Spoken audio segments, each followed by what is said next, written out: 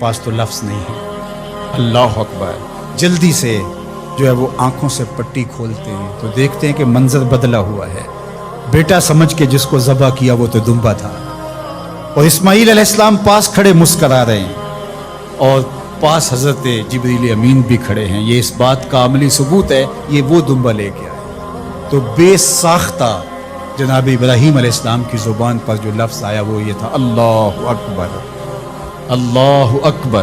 तो हज़रत इस्माईल बोले ला इलाहा इल्लल्लाह वल्लाहु अकबर। पास खड़े जिब्रील बोले अल्लाह अकबर वलिल्लाहिल हम्द।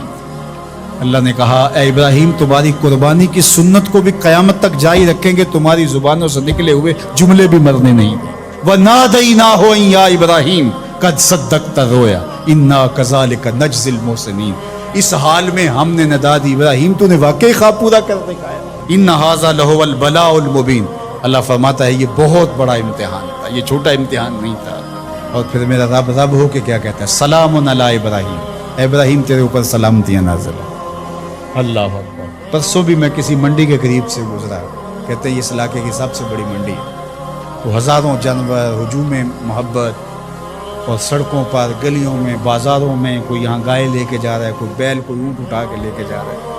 तो बेसाख्ता मेरी ज़ुबान से यही निकलता है, सलामुन अला इब्राहीम, इब्राहीम तेरे ऊपर सलामतियाँ। अल्लाह अकबर। और उस कुर्बानगाह पर, जिस कुर्बानगाह पर हज़रत इस्माईल को लेकर के चले थे, मना की वादी में जबल सुबैर के पास, वहाँ 25 लाख हुज्जाज जानवर ज़बह करेंगे।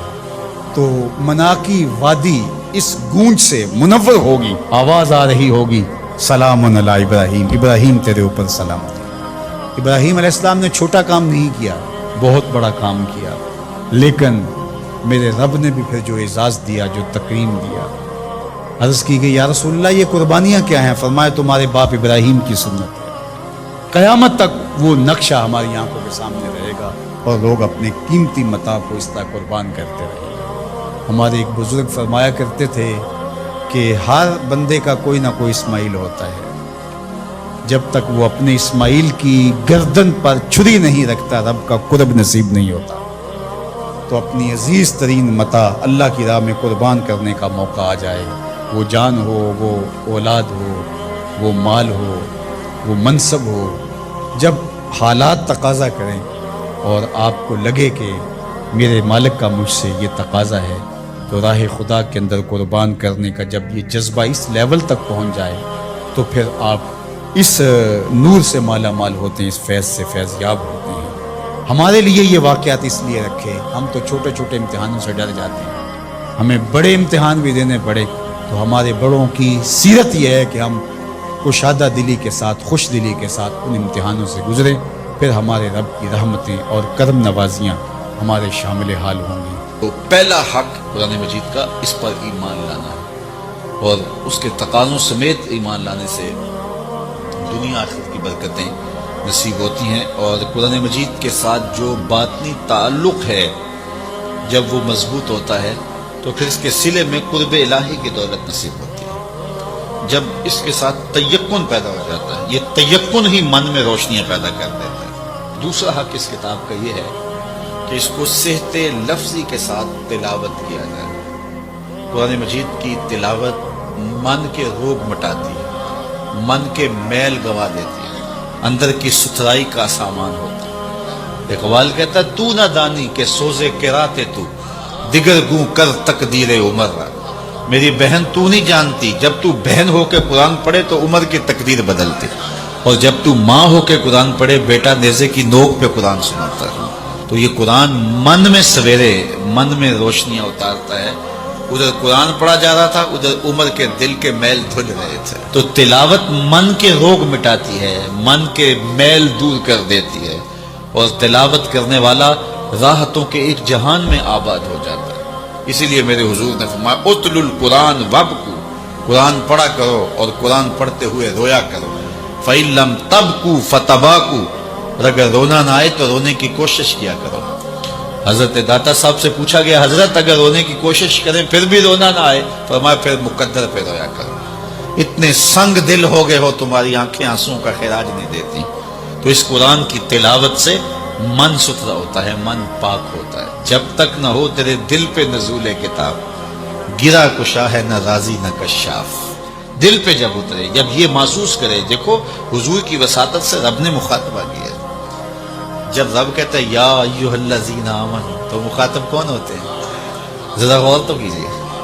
میں ایک دن اعتکاف میں تھا، بڑی پرانی بات ہے، تو قرآن مجید کی تلاوت کر رہا تھا، تو لفظ آئے کہ نبّ عبادی انی انا الغفور الرحیم. اس کا معنی یہ ہے کہ میرے بندوں کو خبر دے دو کہ میں غفور بھی ہوں رحیم بھی ہوں. اللہ، یہ بات تو حضور کی وساطت سے ہمیں کہی گئی نا. تو یقین جانے ایسا نشہ طاری ہوا، میں وہ لمحے نہیں بھول سکتا. تو میں بڑا ضبط کرنے کی کوشش کی، لیکن مجھے ضبط نہیں ہو رہا تھا. اور پھر مجبور ہو کے میں اٹھا اور ایک ایک حجرہ اعتکاف میں گیا اور سب کو جا کے میں نے کہا یہ رب کا کلام سنو. رب کہتا میرے بندوں کو بتاؤ، خبر دو، میں غفور بھی ہوں رحیم بھی ہوں.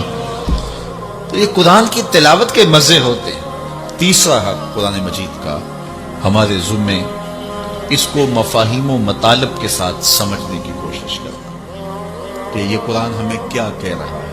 وہ کبھی تلاوت ہو رہی ہوتی ہے اور پڑھنے والا پڑھ رہا ہے کونوا قردۃ خاسئین، لوگ کہتے ہیں سبحان اللہ، جبکہ وہ کیا کہہ رہا ہے. چونکہ سمجھ نہیں ہے کہ کہا کیا جا رہا ہے، تو اس کو سمجھیں کہ یہ کتاب ہمیں کیا کہہ رہی ہے اور اس کا میسج ہمارے نام کیا ہے.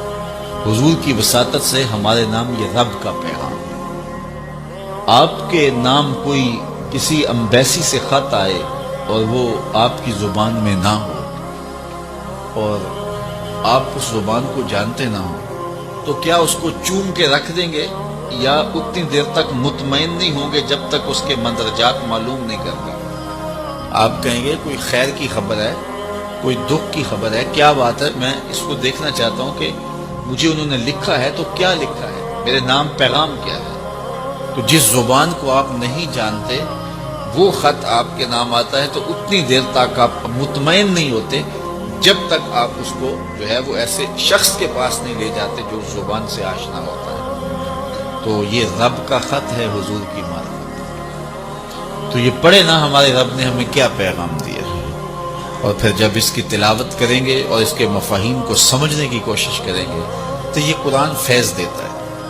یہ قرآن اپنے مخاطب کو، یہ تو خالی پڑھا جائے پھر بھی فیض دیتا ہے، بلکہ خالی پڑھا نہ جائے، دیکھا جائے پھر بھی فیض دیتا ہے.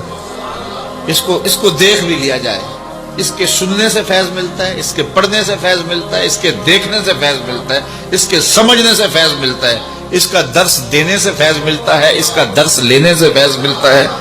یہ تو سراپا فیض ہے، یہ تو روشنیوں کا منبع و مصدر ہے. اس کتاب سے جڑنے والا دارین کی سعادتیں پاتا ہے.